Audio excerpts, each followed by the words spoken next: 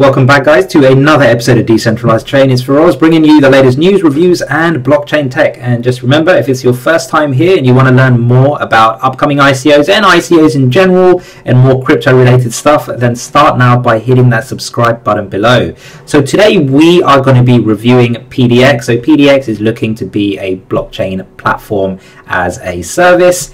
And rather than me taking you through the actual website itself and going and talking about the ICO, I've managed to get some FaceTime with Jiangang Zhang, who is known also as Jay-Z and is the CEO of PDX. So let's have a look at what Jay-Z has to say. So today I am joined by the CEO of PDX, Jay-Z, and Jay-Z really is going to be taking us through the PDX platform.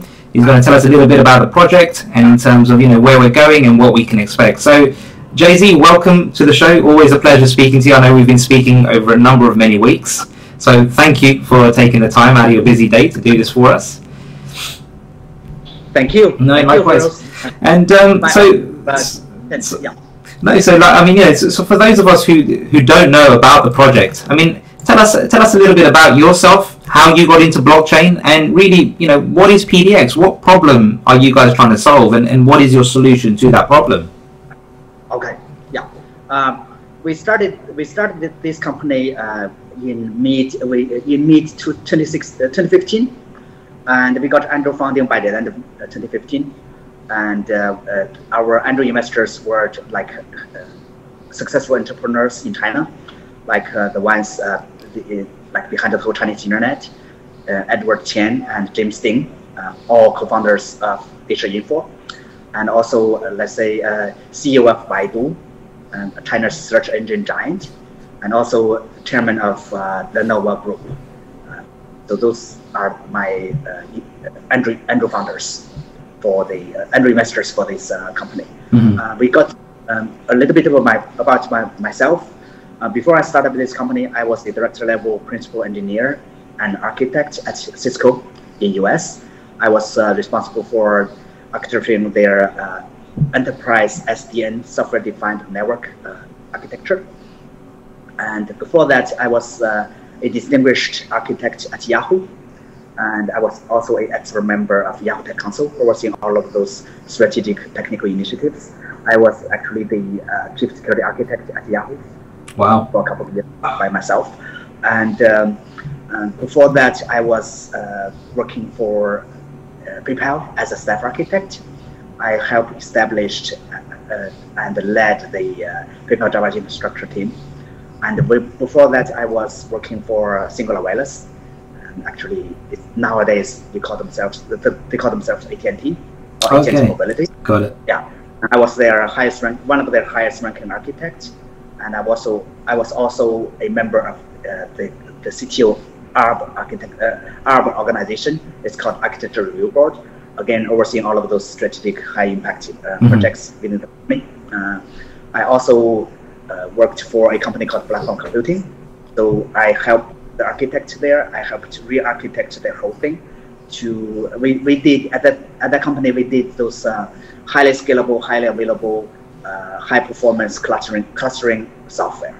Okay. So our cluster like let's say 5,000 nodes, and we support interconnected clusters as well. So availability and scale is not a big deal to us. And before I came overseas, I was one of the senior technical executive at Asia Info. That's why I got my angel funding easily. I got credit there, right? So we were the guys behind the whole Chinese internet backbone, or most of the Chinese internet backbone. Okay. Late to early 2000s. And how I got into the blockchain area is because of one thing. You look at it, my background is like very diverse, and as a top technical executive, I have to know everything. At least I want to know everything with depth and breadth, mm-hmm. so that when I make the technical decisions on behalf of my employer, I shouldn't be way too off from the current trend and the current development. Mm-hmm. So I find that blockchain is a very interesting technology, and it solves one of the most difficult problems, which is trust. Right? If you look at the internet, Internet is about exchange of information amongst individuals or amongst everybody. They don't have to see each other. Blockchain, the way I see it, is help establishing trust and maintaining trust amongst people, amongst untrusted parties. If you look at the human society, everything, all the interactions amongst us are based on some sort of trust. Of course, no trust is the extreme form of trust, right? So, and the cost of and the time effort for maintaining and establishing and maintaining the trust is pretty hard. It's pretty high, right? So if you look at this way, the blockchain should have a very limited, very unlimited use cases for our human society. The way I see blockchain is not because it can incentivize people, not only because of that, it's because of the trust, right? So, and on the other hand, we find that the current blockchain platforms, without naming names, right, they have problems that they cannot satisfy real-world use cases. Okay. It's easy we can do a crypto kitty, and it's easy we can do like token issuance and token exchange. That's okay. But for real-world applications, if you look at it, real-world applications, most of them are private applications.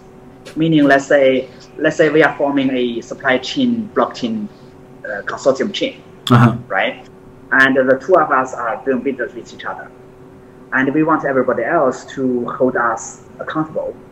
And at the same time, we do not want our code and our data to be shared by unrelated parties. Naturally, right? Yeah.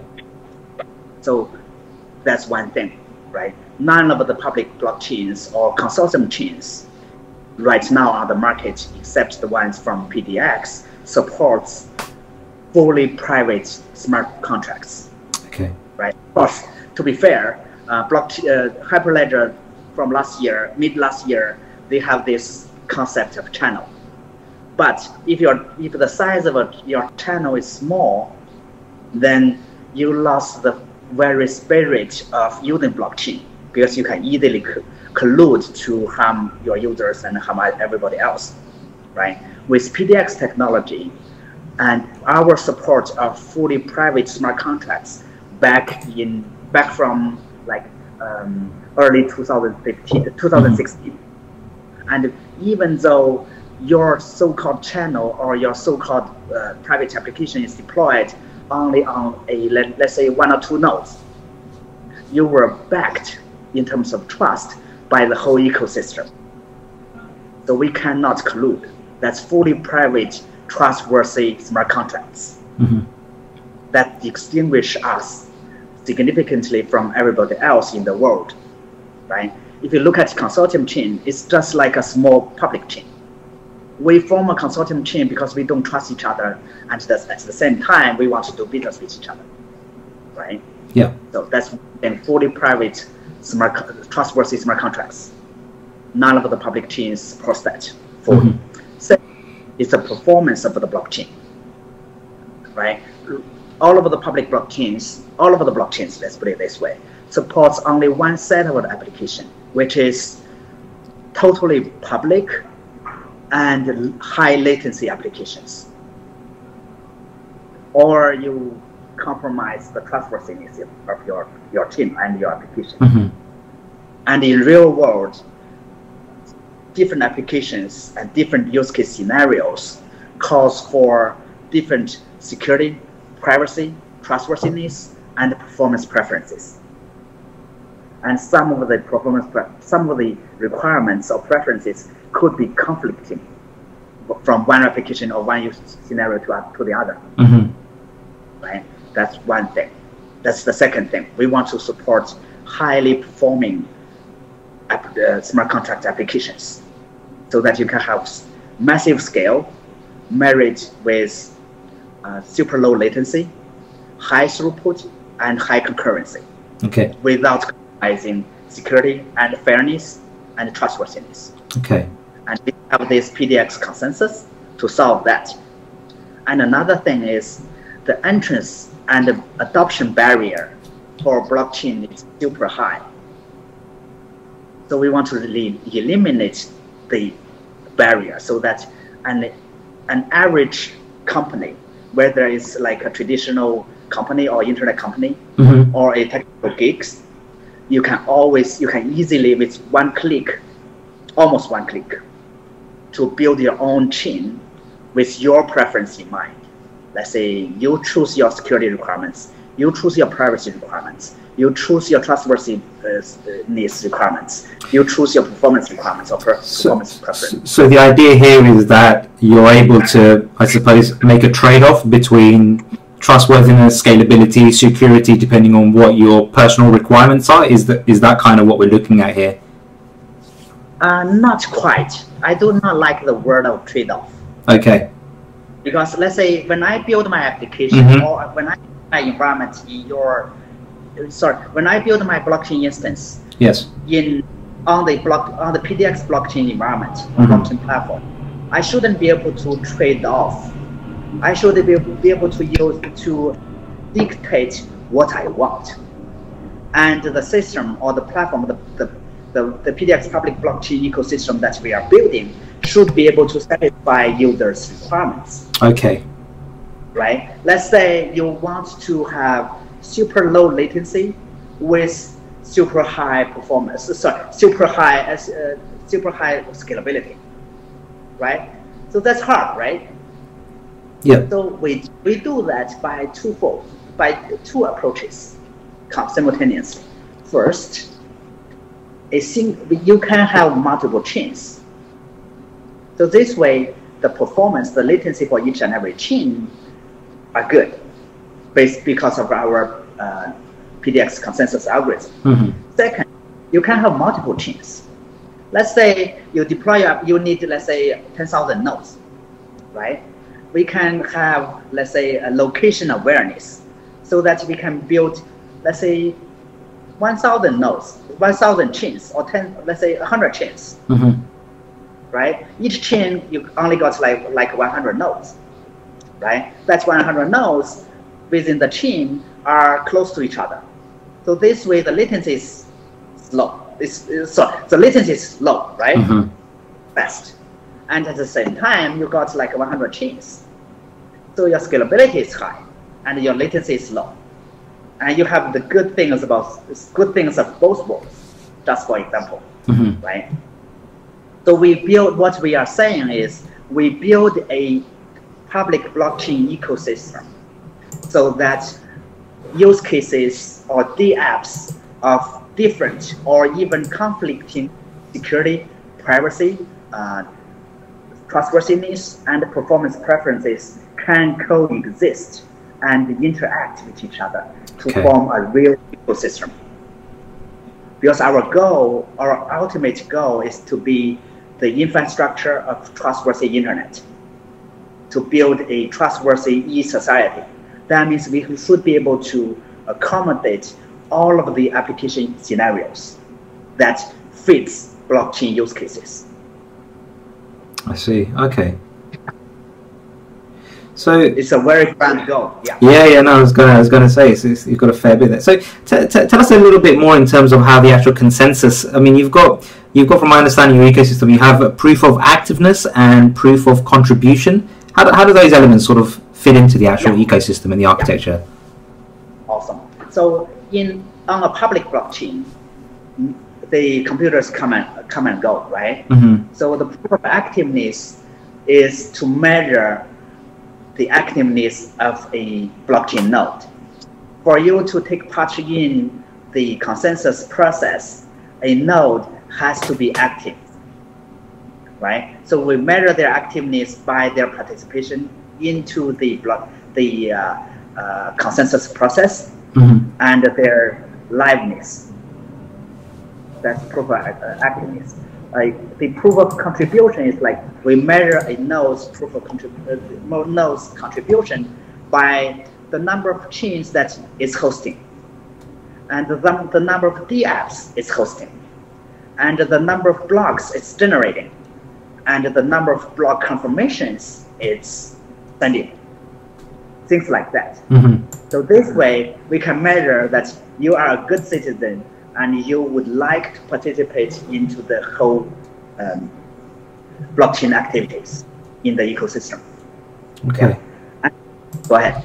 So the way we deal with, we implement, the way we realize high performance consensus is because we have our algorithm supports a pipeline consensus where we have asynchronousness, we have non-blocking, and we have parallel processing. So this way, you can easily reduce the latency that occurs when you deploy in a distributed scale. Yeah, and another perspective is that make this whole PDX consensus very scalable. Is we successfully reduced the number of messages for each block to be confirmed from big O n squared to big O n. So this way you can really scale. Otherwise, let's say for each block, let's take PBFT for example. For each block, you have big O n squared messages floating around. Assuming that say you have a blockchain of 10,000 nodes, you have like 10,000 square messages floating around. Basically, you are flooding the whole network. Right. There's nothing. It's dead, right? It's effectively dead. It's not really dead, but it's effectively dead, right? So we successfully removed that barrier, so that you can have low latency with parallel and non-blocking processing, and by reducing the numbers, you can have a very large scale. Okay, let's talk a bit more about the architecture. So I'm going to assume that you're most probably going to go down the route of having some sort of developer marketplace or app store, so you can ultimately, because you're going to need developers to come on board, right? You're going to need to incentivize them to be able to, effectively use PDX. It's great being able to spin up a blockchain with one click, whether it's for a medium-sized business or a small-sized business. But equally, there needs to be some sort of draw, right, from us, from users, from businesses, from enterprises. So in terms of that element, let's talk a bit more about your marketplace. So what is the marketplace about? How are you going to bring developers on board? How are you going to incentivize people to say, you know what, PDX is the platform or the blockchain of choice that I'm going to develop my DApp on, and ultimately make your blockchain more usable for everybody else, right? You want to increase the use case globally. Awesome question. So for the developers, we incentivize them. There are two kinds of developers.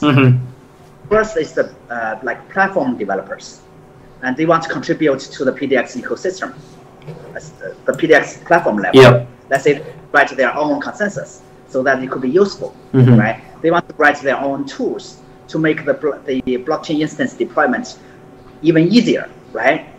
For that kind of developers, the platform incentivizes them by they submit their code into the so-called blockchain app store, and whoever is using their code will like pay them, and the platform will incentivize them. Right? Okay. The other developers are application developers or businesses who want to hire application developers, or who themselves want to develop applications onto the ecosystem.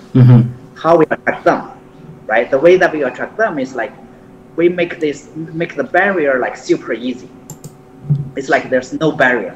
With one click, almost one click, it's like you go to a restaurant, you have the menu, you pick and choose, then you are done. Okay. So with almost one click, you build your own operating environment. And with standard APIs, you start building your application. So this way, the entrance and adoption barrier for the businesses to be on this blockchain hyper cloud is basically eliminated. Okay. And you got no vendor lock in, because the DApp APIs that we have are all standard APIs. Let's say you can use. Let's say you are a small business. You previously played around with Hyperledger Fabric, right? You are familiar with the Hyperledger chain code API. Okay. And your chain code API without any change can just start running in this PDX public blockchain. Okay. So this way you don't have to do anything, and you don't get locked in. And by the way, if you want streaming data, you want to support massive data, you want to support multi-chain or cross-chain, or you want to support the mobile side, oh, here you go, right? We got everything covered for you, and you don't have to worry about anything. If you look at the current public blockchains or consortium blockchains, none of them give you a one-stop access to those, let's say, massive data, large amount of streaming data, and the mobile side at the same time, simultaneously, right? So this way, the developers, whether it's for the platform or for applications or for businesses, they will easily jump into this ecosystem. And furthermore, for a small business to adopt the PDX public blockchain ecosystem, you got nothing to lose, because your data is kept at your place. And because we support fully private applications, you were backed or endorsed by the whole ecosystem in terms of trust. But at the same time, nobody has your data, nobody has your code, and you cannot collude, but you got your privacy protected, and you got your business protected. I see. And if, let's say, at some point you want to jump off the bandwagon, feel free to do that, no problem. And you wouldn't, because you got access to the unlimited amount of, almost unlimited, as the grows, right? Unlimited amount of nodes, unlimited amount of users, and unlimited amount of other applications to interact with. It's an ecosystem. It's like internet, right? You have your own intranet. Would you cut yourself off from the internet? You don't, because you don't always only interact internally. You want to have to interact externally with other applications, with other scenarios, right? Things like that. Yes. Okay. And of course, we have. Sorry, go ahead. No, go ahead. Yeah, of course, we have our marketing and community building team, our professionals, talking to small businesses and to incubate applications into the system, into the ecosystem. Okay. And it's quite successful until now, at least. We have a couple of high-profile applications we signed already a contract with. Yeah, okay. Go ahead, sorry. So in terms of the actual token utility, so if I kind of think of it, the value for me holding it is potentially, as a developer, I can be incentivized and earn from creating. Yes. From a end user's perspective, I would obviously then pay into the actual ecosystem, so you would be using that for transacting, and so there's the generation revenue there. Are there any other token utility points that we sort of bear in mind? Let's say for a new user, for you to start with, we will motivate you by granting a small number of tokens so that you can start using the ecosystem as well. Okay. For interaction with, let's say, cross-chain or interaction with, let's say, other applications, you are going to be consuming the tokens. So we can form an ecosystem so that there's producer, there's consumers tokens. Okay. So that easily ecosystem. And applications or chains on the ecosystem can have their own tokens. Yeah. Now, it clearly is very impressive in terms of what you're looking to do. It's very grand in terms of scale and very impressive. So it does make me think about the roadmap and, realistically how quickly you can roll out what we've sort of been discussing, the architecture, you know, the use cases and all of that. So in terms of roadmap, where are we? How far along is the project? I mean, I suppose let's start with, when did the project begin, and you know, where are we now, and when can we expect, you know, ultimately everybody's going to be looking at you saying, when is the mainnet, right? That's what everyone's looking forward for. But before you say when the mainnet is, what do we have in terms of leading up to the mainnet? What have you done? What can you show? Awesome question. So the project started from mid 2015. Okay. Right after we started this company. Of course, the company was officially started September 2015. But we just did this public blockchain project this year. So before we start this public chain block project, all of the major components are already there. The major components are already there. It's already being used by a couple of high-profile customers in China already. So if I just stop you for a second there, Jay-Z. So if I just understand this right, am I to assume that PDX was already an existing organization prior to moving into the blockchain space? Yes. And you already have enterprise-grade customers using PDX components, so to speak. Okay. Yeah. So that's why we already have the internal test site, so that our application developers, our partners, can start building the applications on. Okay. And in terms of the other, let's say, this is where we are right now. We have our internal test net, not for public consumption, and we intentionally keep it very primitive, so that you can only deploy application on it, so you can run it, then that's it. We do not want to have the rings and bells in it, so that just in case you have something wrong, some hackers can just crack it, right? Got it. So we keep it simple, so that our partners can develop their applications on a real testnet. And in terms of the public testnet, we are shooting for the end of this year. And at least for now, we are on schedule. Okay. And we all know that software development could dragging a little bit, but we should be okay, at least for now. We are on track. And in terms of the mainnet, we are shooting for by mid next year, 2019. Okay. We should be there as well. Yeah. So in terms of, and we were talking about it earlier, your marketplace usage and adoption, and obviously drawing users and enterprises in. How's your marketplace development coming along? What do you have in place? What do you plan to launch with? Do you have other enterprises already? I'm going to use the word incentivization, because you need to incentivize people to bring usage and adoption to you overall. You've got to dangle a carrot in front of their face, right? So in terms of your DaaP marketplace, you know, I recall seeing on your website at some point that you were looking to launch with around 500 DaaPs, right? And that's it's quite a bold statement. And in my personal view, and I was speaking to it with a friend of mine recently, is that, you know, there's lots of blockchains coming out, right? There's practically a blockchain project every other day now, and an infrastructure project every other day. And I think, from my perspective, one of the main use cases is actually having applications that people are going to use. It's no good, you know, having blockchains spun up and, you know, having great, you know, transactions per second speeds, etc., all of that stuff, if you don't have real world use cases, right? And real world use cases are, in my opinion, going to be derived from the development of, you know, decentralized apps that people will want to use and, you know, need to use in order to sort of go on with their daily lives. So, and you've made statements around having, you know, 500 dApps ready for launch, for mainnet launch in 2019, I think it was.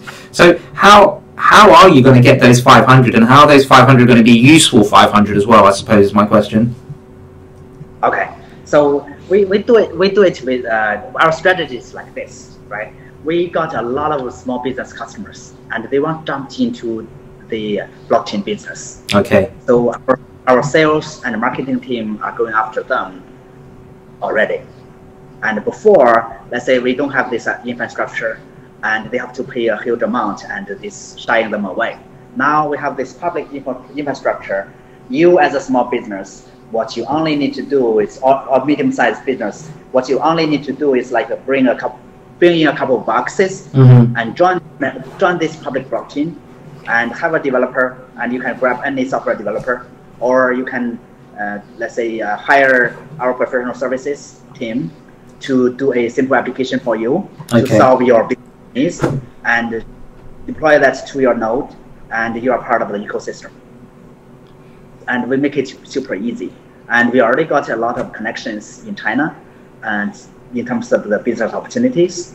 And we are hiring or partnering with businesses in Europe and North America to jump onto the PDX blockchain ecosystem as well. Okay. And that's what we are doing right now. So I know that it's quite challenging to bring in 500 useful apps, but we are optimistic about it, because once people know that we are going this public blockchain thing, and our sales team and our marketing team are continuously getting a lot of interest on building applications at top, because this basically make their job very easy, and make our business partners' job very easy. Just hire, let's say, a Java developer or a C developer if they choose to do so, or Python developer, whatever, right? They just build their application, like not necessarily overnight, maybe a couple of days, to just solve their business needs. Yeah. Okay. And so, I mean, you've been talking about your team throughout this whole process, your marketing, your sales.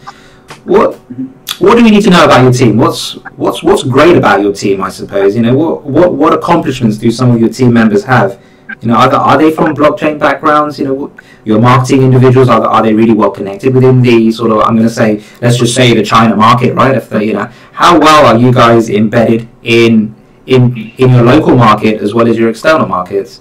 But more importantly, you know, your team. I can see from your site you do have a number of individuals in your team. But what do we need to know about your team? Well, what gives you the confidence that your team can deliver? And more importantly, you know, what confidence can we get from you that your teams can deliver? Okay, so we specifically choose this team of members to complement each other. Let's say myself, I'm from technical background, and I do have blockchain backgrounds right before, let's say, Ethereum got started. Even though I didn't play Bitcoin, but I was like actually following the technology behind Bitcoin. Okay. Right. I have one gentleman called Mr. Cao.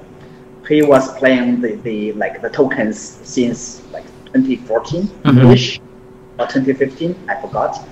He was playing the tokens. He knows the token economy pretty well, and he was right now running our blockchain operations. Okay. And very experienced. He got very well connected to the investors and community, and also the other lady, Miss Shang.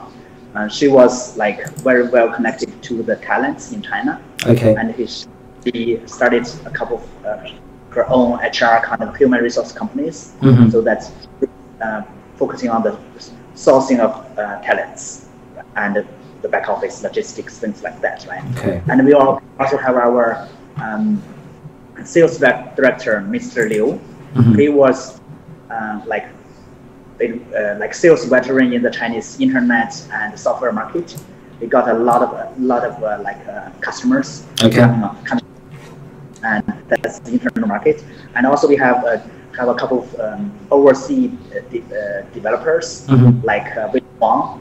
He's based in the US, and also Naveen. He's an Indian guy. He's one of my colleague when I was at Yahoo. Okay. And he's a good developer as well, like Andy Zhang. Those guys are developers and architects, like Tina Chen. And also we are vigorously hiring community members and developers in Europe and South America and also Australia, so that we can have a good coverage of developers and community members across the world. Yeah. And so let's talk a bit about your advisors. So I can see there's about 3 advisors listed on your website, and what do they bring to PDX? How are they supporting? How are they helping you? What is their reach? Okay, So our advisor, Mr. Zhang, he's advising us on the business side of it. He is a professor on one of the top tier MBA school. Okay. He brings in a lot of like business sense and a lot of business customers to us, so those businesses can start using our blockchain ecosystem, right? Okay. And it's Jack. Jack is our advisor and also our Series A round investor of the company. Right. Okay. He's got a very like awesome background. Like he's a MBA from Yale, I guess, and he's very well connected to the Chinese investors market. A lot of VCs he got well connected. Okay. And that's him. The other guy is Dr. Zhao. He's very well connected in the American market. He's been working in the US, like federal or state level governments for like 18 years. He was also working as a senior partner at Gartner, and got very connected to a lot of businesses who can bring us business opportunities to the blockchain market platform. Okay. And we also got other very famous like advisors that we wouldn't be able to share their name on a blockchain sense because the sensitivity in China. Okay. Like our angel investors for the PDX as a company, right? So we are very well connected, and those advisors can help us grow this blockchain ecosystem from business and financing perspective. Okay. So I mean, we're talking about financing. So I mean, and I can see quite an impressive array of investment institutions. So which ones here would you want to sort of? I mean, I'm sure you'd want to shout about all of them, but we've got sort of Lenovo Capital, we've got Neo Global Capital as investors as well. Are these just investors, or are they also helping you in terms of with outreach and adoption and usage and all of that? Because I always say there's two. When I sort of look at an ICO or I do any analysis on it, there's always two parts to it. There's always one which is, there's an investor that's invested and they're looking for a good return on investment, and then like all investors would do, and then there are other investors that are also invested but also supportive in terms of not just looking for ROI but also looking at how they can maximize your potential. And so I'm just curious, there is a lot here, and some, I don't know personally because maybe I'm not that well connected to your local markets, but what can you tell us about some of your investors? What's some of the more important keynotes should we take away from here? Sure. Like Lenovo Capital, they are actively helping us in terms of risk growth, and it's in terms of investor support. They are very, very active. We are having conversations like almost every week. What they help us on bringing in like those influential customers or influential investors, right? Like NGT Capital, they were connecting us to those exchanges. Like IMZ in blockchain, they are doing the same thing for us, and they were constantly bringing in customers to use our blockchain platform. Yeah, and like Genesis, like DFund, all of those are like very well known investors in China as well. And like the Grand Shores may be small, no, they are not small, they are huge. But Grand Shores may be nascent, but they are huge government-backed token investors. They are actively forming partnership with us so that they can bring in their business partners to us to use this ecosystem. So you touched on partnerships, and so if we kind of look at partnerships, are there partnerships that you have in the pipeline that you're able to talk about, or partnerships that you could allude to that we might be seeing with PDX coming down that might be more well known? Yes, yeah. Let's say the Little B thing is. I think we listed that on our website and also the white paper already.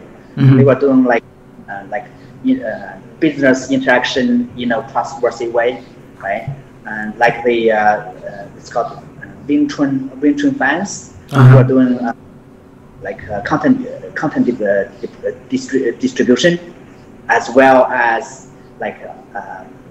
IP,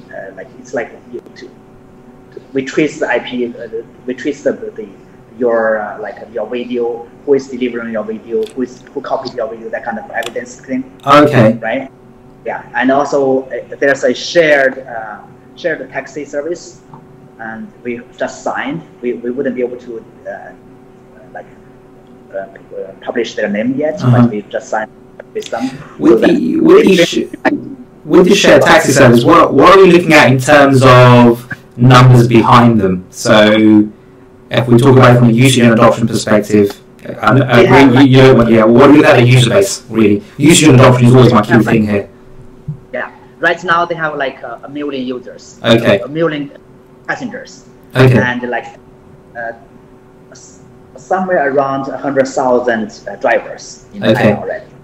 Wow, yeah. Okay. Yeah, it's pretty big, and we not only have them on our blockchain ecosystem because it's huge, and they want to leverage our technical capabilities as well. We are going to be building this thing for them. We are forming a standalone professional service team to build that for them. Okay. And we are have a internet financing company, because sometimes those internet financing companies, at least in China, they are loosely regulated. So they are sometimes foul plays in it, and they want to do the real internet financing. And furthermore, they want to do, let's say, token financing, so that for them to do that, to gain trust from the community, gain trust from their customers, and gain trust from their investors, they want to make it trustworthy by adopting the blockchain technology, right? And the reason they came to us is because they want to gain trust, and at the same time they have user privacy to protect. And none of the other blockchain platforms can support that. That's why they formed a partnership with us as well. Yeah. Okay. So we are gaining those customers that are helpful to this ecosystem. They are bringing a lot of users, which desperately we want. They are bringing in useful applications. If we talk about the number of DApps, even the shared taxi thing is going to be tens of DApps. Right? You cannot have one big giant DApp. Yeah. That's really stupid architecture-wise, right? The same thing to that P2P thing, that internet financing thing, or token financing. So this is the way that we seek our partners. This is the way that we build our ecosystem. So we would like to approach to those use cases that can bring in a lot of user base and real useful applications, so that we don't waste our time and they don't waste theirs. And bringing in nodes, because they want their application to be private, because it's real world application. So they are automatically bringing in nodes. So we are building a blockchain hyper cloud from everybody for every use cases for everybody. Okay. And we are just a facilitator, right? We build the platform and we facilitate the building of this blockchain hyper cloud ecosystem, and everybody wins in this ecosystem. Okay. So it's always good to see. I mean, one thing that I'm always bullish on when it comes to looking at any project is, usage and adoption. Is there, a good partnership behind them? Are there going to be people that are ready to roll out and make use of the dApp straight away? And clearly, from what you said, you are alluding to a lot of this, and certainly a lot of your partners seem to be very well invested. Contact within government, and you've got advisors outside of Asia as well. So clearly, you're going for a more of an international reach, which I certainly like the sound of. If we look at your token metrics, what do you say? So I think you're looking to raise around, I think it was 20,000 Ether, and if we say the price, so somewhere in the region of around $10 to $12 million, I suppose, if we take whatever the current price is. And so, how's your how are your distributions? So, what have we got for crowd sale? I don't think you're having a crowd sale, right? There's no crowd sale. Right.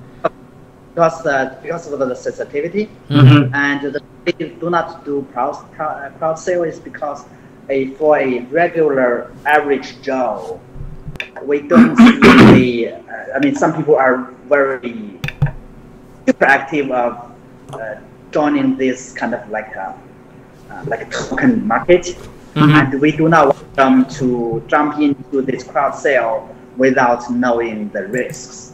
Okay. Even though from project team's perspective, we have done and we will continue to do everything we can to minimize, if not eliminate the risks. But still, there are risks in playing with tokens, and it's not very well regulated around the world. And there are a lot of, probably quite some foul plays in this token economy, and we specifically denied crowd sale not only for regulation but also for responsibility to the society, to everybody. Okay. And we did allow in the very beginning some like qualified individuals to invest into us, because they were investors in, let's say, the private equity. In those, they were very experienced investors, so they know the risk, right? So that's fine. Let's say for a worker like my sister, she got no idea of the risk, right? And for her to jump in, I think it's not responsible from the team's perspective, right? So we specifically denied that. So this is, so I suppose the reason, I mean, if I was to sum it up, it is really looking at to protect investors, or your average investors, because as we know, ICOs are very volatile and they can easily go up and down. That's okay. Yes. All right. So then, if we then sort of kind of look at the rest of the split, in terms of the project team allocation, are your tokens tied in? Are you locked for a certain period of time before you guys can withdraw tokens? And so what are we sort of looking at in terms of lockups? Do you know? Just out of curiosity. Yeah. We lock ourselves up for 3 years. Wow. Okay. So we only got like 5% released after we have the public testnet. Okay. And so it's vested over a 3-year period. Yeah. Okay. So this way we eliminate to the developer, to the community, right? Once you have the testnets ready, you are pretty confident that it's gonna go through. Okay. Right. This is what we do. And then you've got a portion set aside for what you call the PDX Foundation. So is that is that equity that's available to you immediately, or is that, or let's say equity, is that tokens that are available to you immediately, or is that also locked in for a certain period of time? What's that foundation for? So that foundation is for like maintenance and the operations of the whole ecosystem. Okay. That token is readily available, but that has to be going through a vetting process. Okay. So that's chaired by the PDX Foundation steering committee. It's going to be open and it's going to be like transparent to the community. I see. So everybody knows that the big, let's say 10 tokens. We shouldn't be. We don't have to report. But let's say a good amount. We will make sure that all is transparent to the community. Everybody knows that what we are doing for that. Okay. And then we've got around 15% for the ecosystem. So that's, I suppose, as we spoke about earlier, that was looking at getting people and incentivizing developers to come on board the ecosystem and start developing their dApps. And I suppose that's what that portion of the tokens are used for. Okay. And then the remainder, you've got around compliance and legal, but then you've got 20% for business development and collaboration.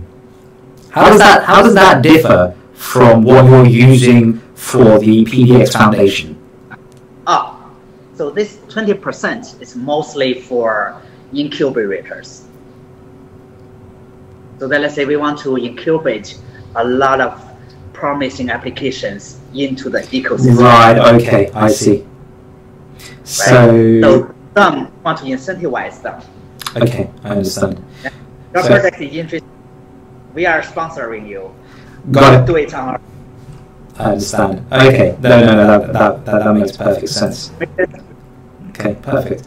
Well, I think I've given you enough questions for this interview session. I mean, you know, we were talking about the project, we were talking a bit about the architecture, you've taken us through a bit of your token utility and the roadmaps, and then obviously we talked about your team and your advisors and your token metrics. I suppose the next step here is, you know, awareness and hype. What are you going to do to draw? I mean, when I look at your Telegram channel, you've got over 33,000 members in Telegram channel, and that's no small number. And then likewise in your Twitter as well, you've got around 5,000 plus followers as well there. So in terms of, you know, awareness, what are the sort of next steps in sort of, you know, getting the message of PDX out, and how are you going to draw more people to the platform? What are you going to do to kind of draw people in more than anything else? And I'm not really talking about incentivization, because that obviously goes part and parcel with your business model, and that's slightly different. But what are we doing here to kind of elevate and so people know what PDX is? Because, you know, for me, it's very, I would say it's more of a Asia focused ICO. I mean, if I put it that way. But, you know, clearly to get the message out and become more international, you know, what are your next steps? Yeah, we are gonna. We just had our professional PR team ready, so that we can the good stuff that's coming out from the team across the board to the world. And also we are gonna have a lot of road shows in China, not only in China but also in Europe, in Russia, in North America, in Australia, and we are planning on that as well. And we are gonna be having a lot of technical sessions, a lot of business sessions, so that people know this is PDX and this is what PDX is doing. This is what differentiates PDX from other public blockchain systems.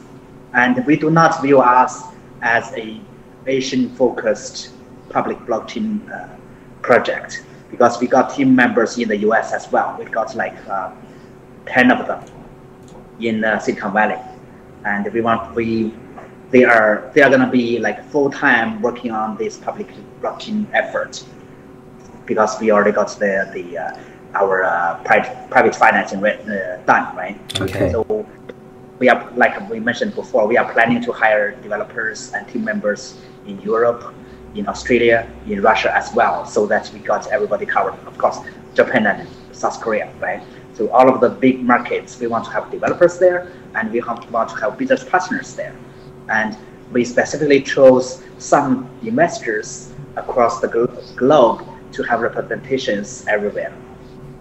Okay, so that's good. So there's a lot of there's a lot of activity to come to drive and build awareness for PDX as well. Well, Jay-Z, thank you so much for taking us through the project. It's been a pleasure, and obviously, you know, I enjoy speaking to you regardless either way, whether we're doing an interview or not. So, you know, thank you for your time, and you know, I'm going to be looking forward to sharing this video with the community. And you know, those who haven't subscribed to the channel, feel free to hit the subscribe button below, like and share. And Jay-Z, any parting words before we finish the interview? Thank you so much, Feroz. Thanks so much for this opportunity to have this conversation with you. Thanks so much for your viewers, and looking forward to work with each and every one of you. So together we can only build this awesome project into an awesome ecosystem for everybody. Great. Thanks so much. Thanks, Jay-Z. Thank you so much.